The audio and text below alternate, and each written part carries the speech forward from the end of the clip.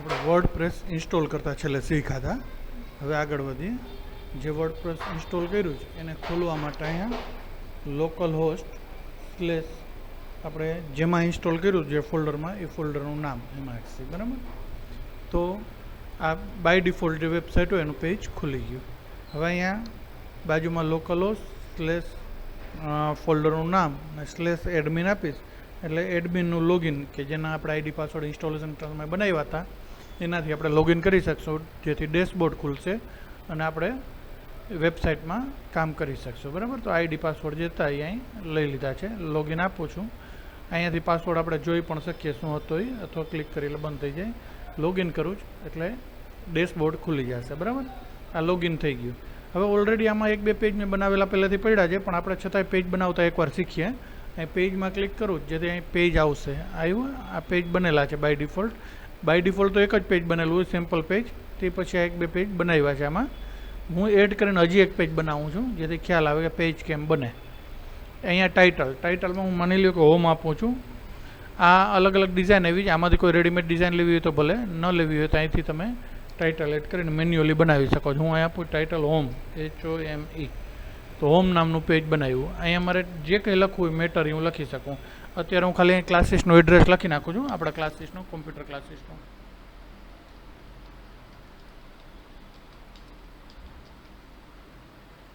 ત્યાર પછી નીચે ક્લિક કરવાથી એક નવો બ્લોક આવશે. એમાં ફરીથી આપણે એડ્રેસ લખશું. ઉપર નામ લખ્યું છે, હવે એડ્રેસ લખશું આપણે.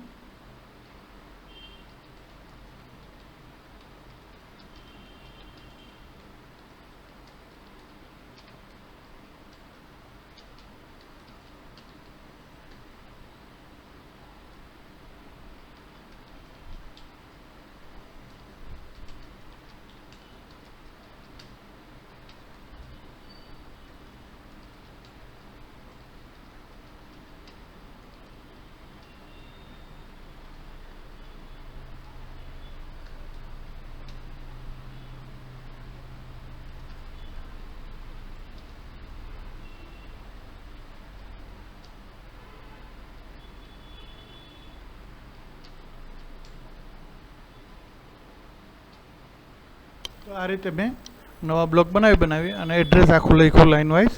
Gayatri computer classes, second floor, Shriram complex, above Jaydeep studio, near Anand medical store, Devibhavan road, Dwarka, Gujarat. Mobile number અને વેબસાઇટની લિંક અહીં મેં મૂકી. બરાબર. હવે આને પબ્લિશ કરીશ એટલે હોમ નામનું પેજ પબ્લિશ થઈ ગયું. એમાં હવે કંઈ સુધારો વધારો કરું તો પાછું સેવથી મારે સેવ કરવાનું રહે છે. ફરીથી ડેશબોર્ડ ઉપર જાઉં તો અહીંયા જે ડબલ્યુનો સિમ્બોલ અથવા એરોનો સિમ્બોલ છે અહીંયા ક્લિક કરશું તો આપણે પેજને જોઈ શકશું ડેશબોર્ડના. બરાબર. જેના ઉપર આપણે હતા અને ત્યાંથી આપણે એડ પેજ કરીને પેજ ઉમેર્યું હતું. અહીંયા હોમ નામનું આ પેજ બની ગયું આપણું છે. આ બીજા બાય ડિફોલ્ટ બનાવેલા પેજ છે જે ટેસ્ટિંગ માટે એમને બનાવ્યા હતા. આ એક હોમ નામનું પેજ મેં અત્યારે બનાવ્યું. ક્લિયર. હવે આની અંદર વર્ડપ્રેસની અંદર કોઈ પણ કાર્ય કે કોઈ પણ વસ્તુ એડ કરવી હોય, જેમ કે આપણે ઉદાહરણ તરીકે કોન્ટેક્ટ ફોર્મ એડ કરવું છે, કોઈ આપણી વેબસાઇટ ઉપર જઈ અને એક ફોર્મ ભરે, ડેટા ભરે, સબમિટ કરે ને આપણને મળી જાય, તો એ દરેક એક્ટિવિટી માટે એક પ્લગઇન હોય. એવી રીતના કોઈ ફોટો ગેલેરી ઉમેરવી છે તો ફોટો ગેલેરીનું પ્લગઇન હોય, સ્લાઇડર ઉમેરવું તો એનું પ્લગઇન હોય. દરેક માટે એક એક પ્લગઇન હોય છે જેને પ્લગઇન કહેવામાં આવે છે. અહીંયા પ્લગઇન ઉપર જશું, ક્લિક કરશું એટલે પ્લગઇન ખુલશે. અહીંયા આ પ્લગઇન ઇન્સ્ટોલ થયેલા પ્લગઇન બતાવે. તો આ બે બાય ડિફોલ્ટ જ્યારે વર્ડપ્રેસ ઇન્સ્ટોલ કરીએ ત્યારે બાય ડિફોલ્ટ ઇન્સ્ટોલ થાય. હવે આપણે નવા પ્લગઇન ઇન્સ્ટોલ કરો તો એડ પ્લગઇન કરવું પડે, પણ એડ પ્લગઇન કરશું તો એના માટે નેટ જોશે. હું એડ પ્લગઇન એમ કરું છું તો ખુલશે નહીં, કહેશે કે બાકીના જે પ્લગઇનનું લિસ્ટ આવવું જોઈએ એ નહીં આવે એડ કરવા માટેનું. એના માટે નેટ જોશે. અત્યારે નેટ કનેક્ટ નથી પીસીમાં, અહીં જોશો તો.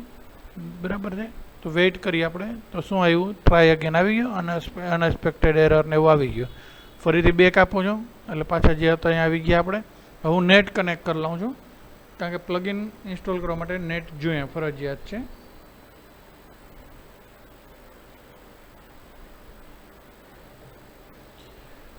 અહીંયાથી ક્લિક કરું છું, વાઈફાઈમાં અવેલેબલમાં ક્લિક કરું છું.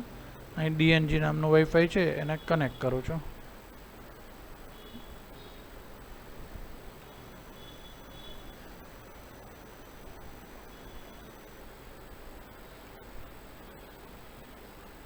કનેક્ટ થઈ ગયું.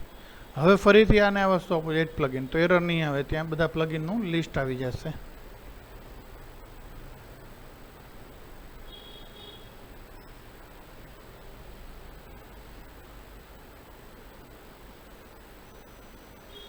જો છે આવી ગયું લિસ્ટ. આ બધા પ્લગઇન્સ છે, હજારો લાખો પ્લગઇન છે એની અંદર. તમારે જે વર્ક માટે જોતું હોય એ વર્ક માટે અહીં તમે સર્ચમાં ઉપર ક્લિક કરીને લખી શકો છો, એટલે એને લગતા પ્લગઇન આવે. જેમ કે આપણે કોન્ટેક્ટનું ટ્રાય કરીએ આજે. કોન્ટેક્ટ ફોર્મ શીખીએ આપણે. કોન્ટેક્ટ ફોર્મ કેમ એડ કરવું?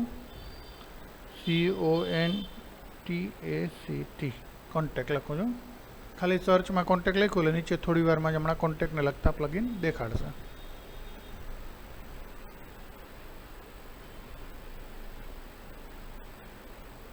નેટની સ્પીડ સ્લો હશે તો થોડી વાર લાગશે. નેટની સ્પીડ ઉપર આધાર છે. આવી ગયા કોન્ટેક્ટ ફોર્મ 7, પછી WP ફોર્મ. આવા કેટલા પ્લગઇન આવ્યા? તો 10,000 આઇટમ આવી ખાલી કોન્ટેક્ટ ફોર્મના જ 10,000 પ્લગઇન છે. દરેક કાર્ય માટે અલગ અલગ પ્લગઇન. કેટલા 278 પેજ છે.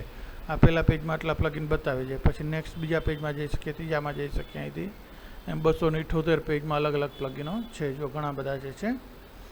હવે આ બધાય પ્લગઇન પ્રેક્ટિકલી કરવા શક્ય નથી. 10,000 પ્લગઇન કરીએ તો 10,000 વિડીયો બને તો 10,000 દિવસ લાગી જાય અને શીખતા શીખતા, તો એ શક્ય નથી. તો આપણે આમાંથી એકાદ પ્લગઇન લેશું. બાકી તમે તમારી રીતે જ્યારે પ્રેક્ટિસ કરવી હોય ત્યારે આના પર ક્લિક કરીને કરી શકો છો. જરૂર પડે તો યુટ્યુબમાં ઘણા બધા વિડીયો છે. દરેક પ્લગઇનના યુટ્યુબમાં સર્ચ મારી શકો છો. ChatGPTનો ઉપયોગ કરી શકો છો. પ્લગઇનનું નામ લખીને તમને વિગત બતાવતું જતા. આપણે અત્યારે કોન્ટેક્ટ ફોર્મ 7 શીખશું.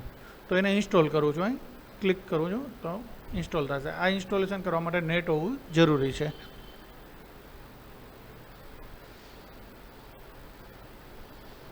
ઇન્સ્ટોલિંગ થાય છે, વેઇટ કરીએ આપણે.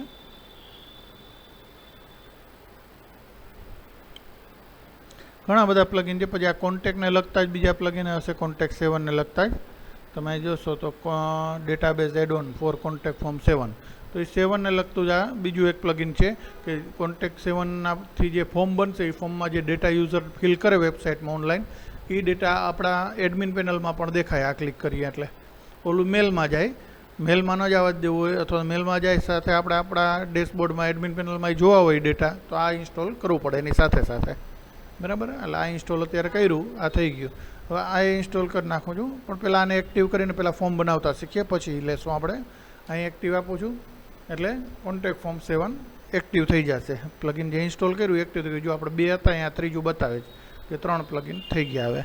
હવે નેટ બંધ કરી દે તો ચાલે. કોન્ટેક્ટનો પ્લગઇન યુઝ કરવા માટે જરૂર નથી, ઇન્સ્ટોલ કરવા માટે જ જરૂરી હતું નેટ. તો હું ડિસ્કનેક્ટ કરી દઉં છું એટલે ખ્યાલ આવે કે ઓફલાઈન થઈ શકે છે વસ્તુ.